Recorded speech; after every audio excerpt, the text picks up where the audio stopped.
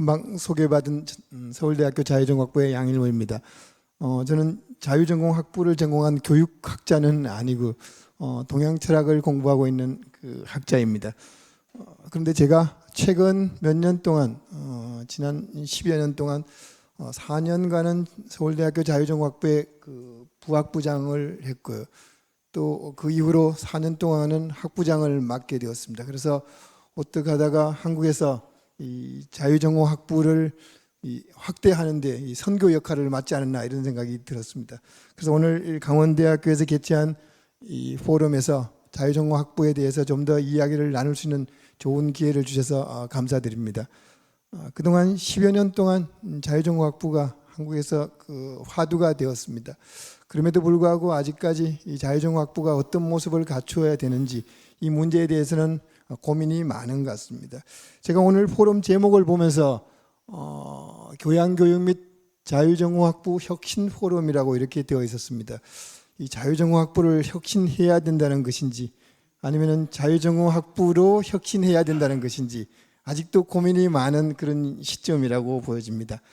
그래서 제가 지난 10여 년 동안 서울대학교 자유전공학부를 운영하면서 겪었던 이 경험들 이런 부분들을 여러 선생님들과 공유하고 그리고 앞으로 자유전공학부가 어떤 방향으로 가야 될지 이 문제에 대해서 함께 생각해 보고자 합니다. 자유전공학부 홈페이지에 나와 있는 이 화면입니다. 그리고 2009년에 설립이 되었고요.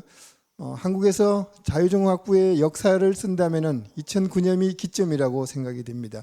2009년에 한국에서 전문대학원 제도가 생겼고 법학전문대학원, 의학전문대학원이 생기면서 학부 교육 과정에서도 변화가 생겼고 그리고 많은 대학들이 거의 40여 개의 대학들이 이 법대 정원과 의대 정원을 어떤 방식으로 활용할 것인가 이런 고민을 하다가 내놓은 답 중에 하나가 자유전공학부라는 이 시스템이었습니다.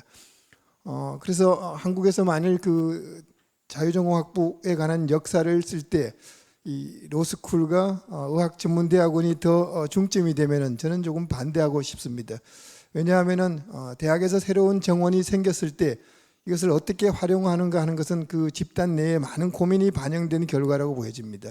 그래서 자유전공학부라는 시스템으로 가자라는 이런 안을 교육학자를 비롯해서 학부 교육에 관심을 많이 가진 분들이 제안했다고 보여집니다. 그래서 다른 방식으로도 갈 수 있다고 생각이 됩니다. 아마 그 인문대나 사회대나 자연대로 그 티오를 그 정원을 분산하는 방식도 가능했고 그 당시에 가장 유망하다고 보여지는 어떤 교육 단위를 만들 수도 있었습니다만은 한국에서 2009년 이런 새로운 시스템의 그 학부 교육 체제가 나왔다는 것 자체가 한국 교육사에서도 큰 의미를 지니고 있다고 보여집니다. 그래서 여기 그 화면에 나와 있듯이 여러 가지 그 당시에 이슈가 되었던 내용들 어떻게 하면 학부 교육을 바꿀 것인가 오늘 전반부의 발표에서도 나왔습니다만은 학부 교육에서 자율성이라는 것이 필요하다 그리고 융합이 필요하다 이런 그 키워드는 이미 2000년대 초반에 나왔습니다. 그래서 그런 방식으로 학부 교육을 가져가려고 노력을 했습니다. 제가 첫 화면을 가져온 것은 자율과 혁신이라든지 혹은 융합이라든지 이런 키워드보다도 서울대학교가 자유전공학부를 만들면서 어느 정도의 그 중요성을 인식했을까 이 문제를 먼저 말씀을 드리고 싶습니다. 아랫부분에 보면은 서울대학교 학칙이 나와 있고요. 대학 구조에 대해서 설명이 되어 있습니다. 여기에 보면은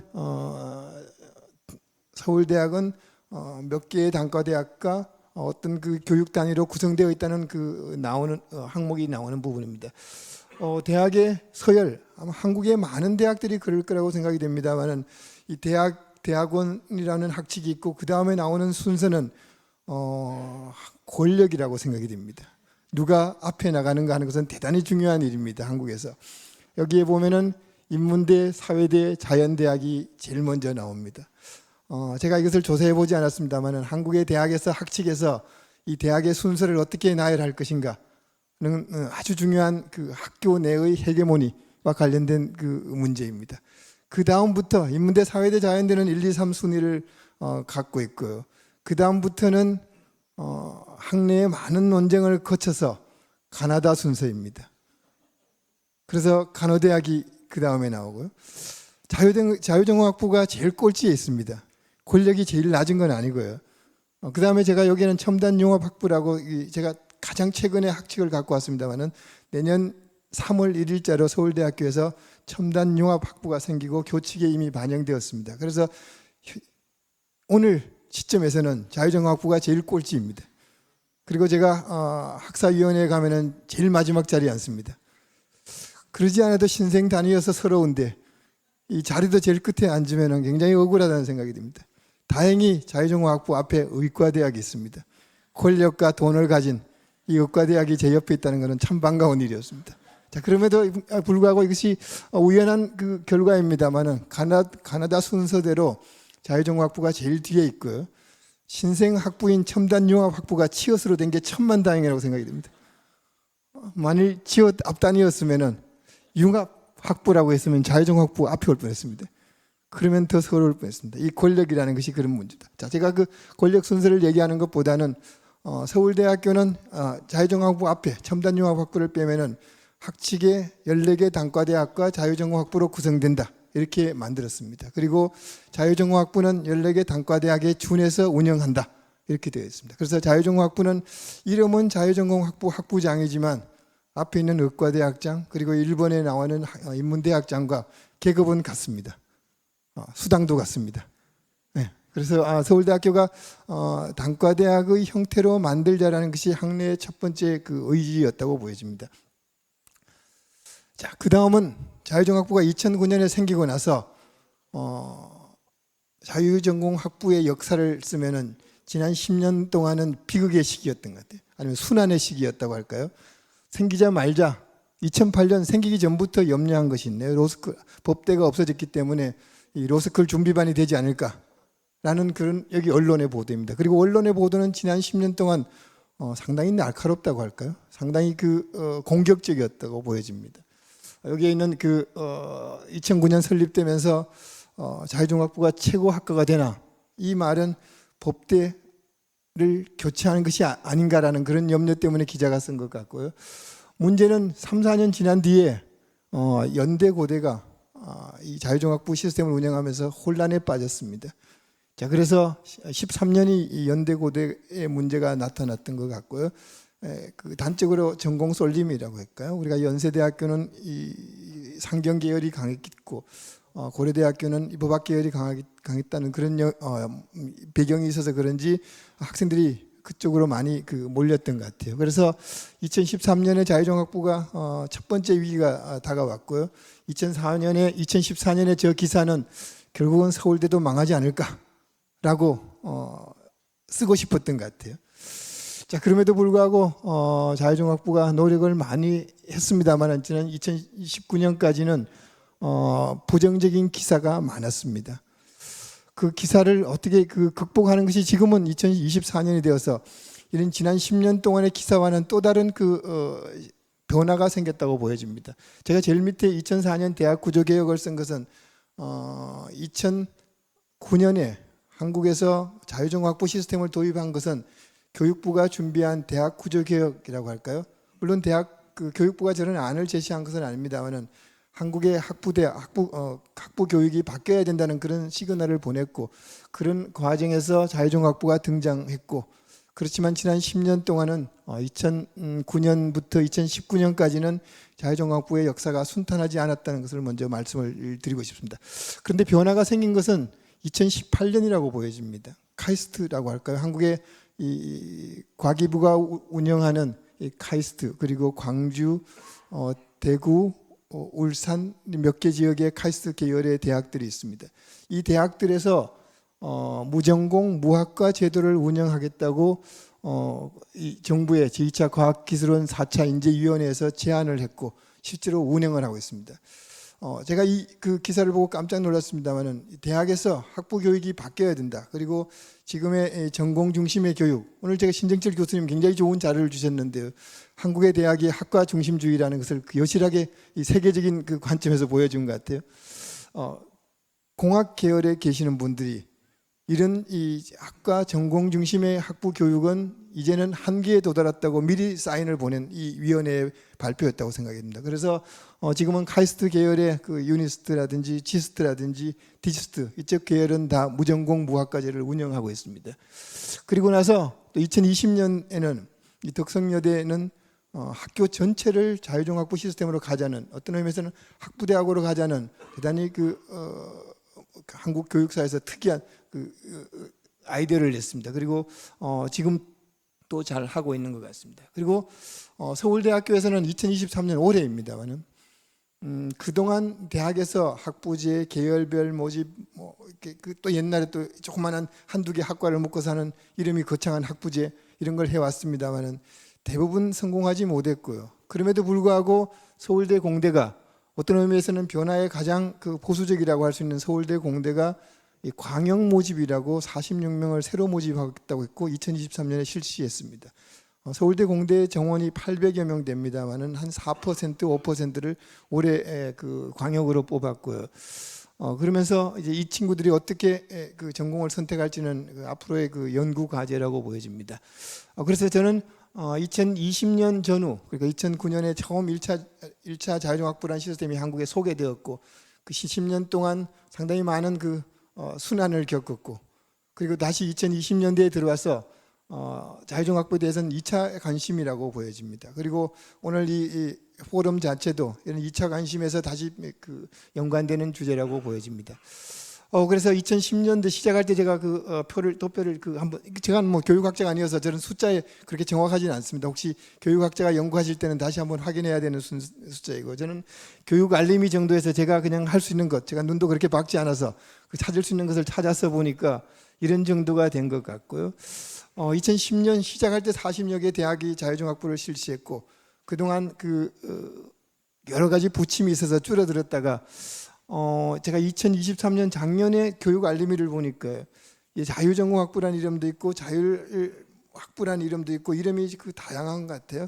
여기 스크랜턴 같이 이렇게 특수한 이름을 쓰는 이화여대의 경우에 그런 이름도 있고, 그래서 제가 알파라고 쓴 거는 제가 파악하지 못하는 여러 가지 시스템이 있는 것 같아요. 그래서 그렇게 한 거고, 또 통계를 낼 때 과학기술은 계열의 카이스트 계열의 4개 학교를 포함할 수 있을지 없을지는 조금 더 연구자들이 분석을 해야 될 표입니다만은, 일단 2009년에 출발할 때 자유종합부의 숫자만큼 2023년에는 회복을 한 것 같아요. 문제는 앞으로 이 자유종합부가 어떤 방식으로 새로운 기회를 활용할 수 있을까, 이런 고민을 해야 될 때라고 보여집니다. 제가 보기에는 2023년에 왜 이렇게 다시 관심을 가지는가, 그러니까 교육학적인 의미는 물론 따로 분석을 해야 됩니다만, 우리가 2009년에 로스쿨이라든지 의학전문대학원, 한국에서 고등교육기관에서 전문대학원 제도가 생겼다는 이 외적인 원인이 어떤 제도의 변화에 큰 기폭제가 되듯이 2023년에 이렇게 많은 관심을 가지게 되는 것은 제가 보기에는, 교육학자가 아닌 관점에서 보기에는 인구 문제라고 생각이 듭니다. 그리고 인구 문제로 인해서 대학의 정원을 대학 정원보다 수험생 숫자가 줄어드는 이런 사회적인 문제가 큰 원인이 아닌가 생각이 됩니다. 제가 2019년에 이 시대적인 변화를 읽고 뭔가 자유종합부를 전국에 좀 확대를 해야 되겠다라고 해서 용감하게 전국의 자유종합부에 연락을 해서 자유전공 협의체를 만들어서 우리가 일심 단결해서 한국의 대학 교육을 바꾸자고 해서 저런 모임을 가졌습니다. 그렇지만 불행하게도 이 모임 이후에 자유종합부가 성공하지 못한 것보다는 코로나19라는 이 사회적 비극으로 인해서 제가 이 모임을 지속하지 못했고, 이 이야기를 제가 2020년이었던가요? 강원대학이 자유종합부 시스템으로 가기 위해서 뭔가 지역가 자문회의에 한번 참석을 한 적이 있습니다. 그래서 이 이야기를 하면서 앞으로 강원대학이 이 자유전공학부 협의회를 이어갈 수 있는 대학이 되기를 기대합니다라고 제가 마지막 코멘트를 한 것 같아요. 신철근 교수님이 한 3년 만에 이 약속을 지켜주신 것 같아요. 그래서 오늘 이 포럼이 앞으로 전국의 자유전공학부 거의 40여 개가 됩니다만은 그동안의 경험을 공유할 수 있는 그런 협의체가 생기기를 기대합니다. 그리고 한국에서는 지금 자유전공학부가 어려운 길을 가고 있고 지금도 어떻게 가야 될지 고민을 많이 하고 있습니다만, 제가 알고 있는 주변의 아시아권의 대학에서 자유종합부 시스템으로 활발하게 움직이고 있는 이 대학들, 첫 번째는 도쿄대학은 원래부터 2+2 제도입니다. 2년 동안은 교양학부 과정에서 있다가 캠퍼스도 다릅니다. 그래서 그쪽으로 가고 있고요.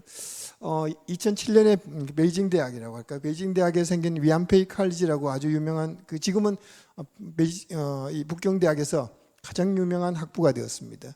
그리고 위안페이라는 것은 북경 대학의 초대 설립자의 이름으로 만든 학부고, 완벽하게 리버럴 아트 칼리지입니다.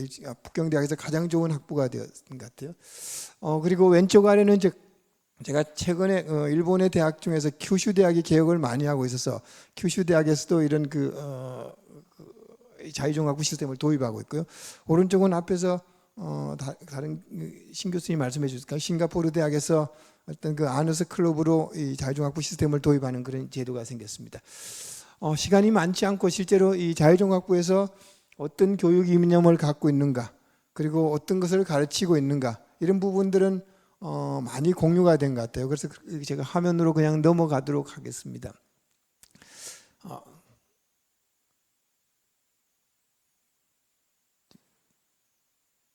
자, 그리고 이 부분만 제가 말씀을 드리고 싶습니다.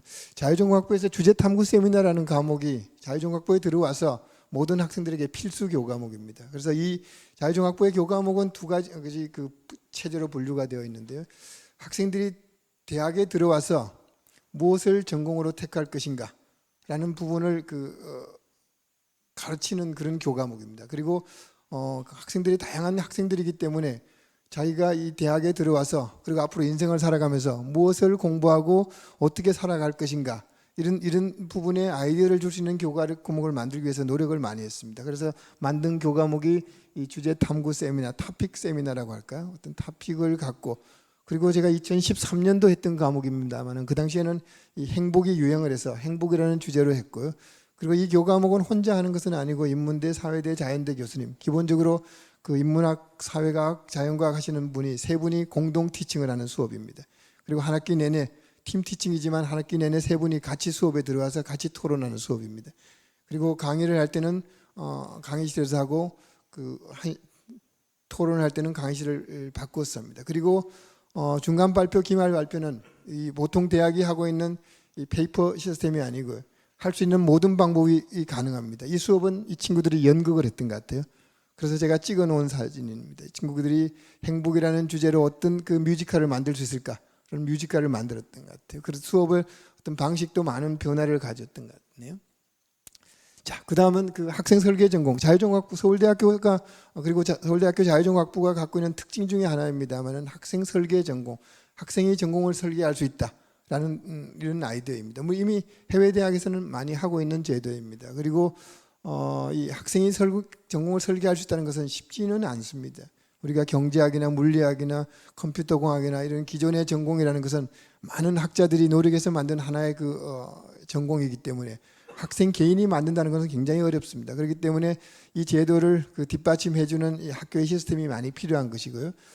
다행히 학생 설계 전공은 자유종합부에서 그동안 10년 동안 운영하고 운영을 해왔고, 그리고 그 경험이 학생에게 학부 교육에 도움이 된다고 생각을 해서 2022년부터는 서울대학교의 모든 학생이 학생 설계 전공을 할 수 있도록 제도를 바꿨습니다. 그래서 학생 설계 전공이라는 이 서울대학교 학생 설계 전공이라고 이렇게 홈페이지를 하나 만들었고요.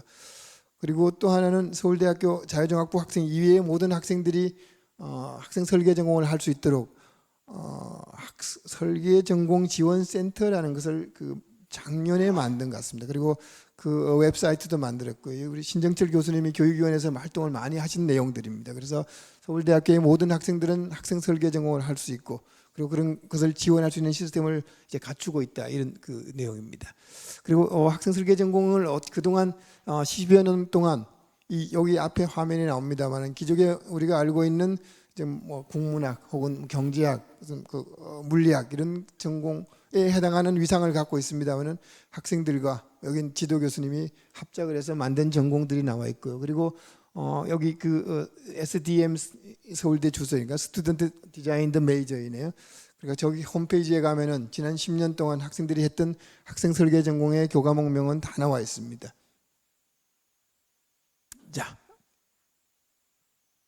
그리고 이제 이 자유정학부에 대한 관심, 이 외부의 관심 중에 제일 그 큰 관심입니다. 학생들이 들어와서 전부 경제학을 하면 어떻게 할 것이며, 학생들이 들어와서 전부 컴퓨터공학을 하면 어떻게 할 것이냐. 다행히 지난 10년 동안 자유종합부의 전공 선택 분포는 그나마 양호하다고 나온 겁니다. 아마 인문대, 사회대, 자연대, 공학, 그리고 그 외에는 음대, 미대, 그리고 농생대 이런 부분이 있습니다. 저는 많은 분들이 여기에서 그동안 이 도표를 읽는 방식 중에서 이 사회과학 분야에 선택한 학생들이 공학 쪽으로 많이 이동했다. 이 표를 읽습니다. 이것도 굉장히 중요한 거라고 봅니다. 만일 대학에서 사회과학 대학의 정원을 줄이고 공대 정원을 늘리겠다, 어떤 총장님이 발표를 하면은 그렇게 오래 계시지 못할 것 같아요.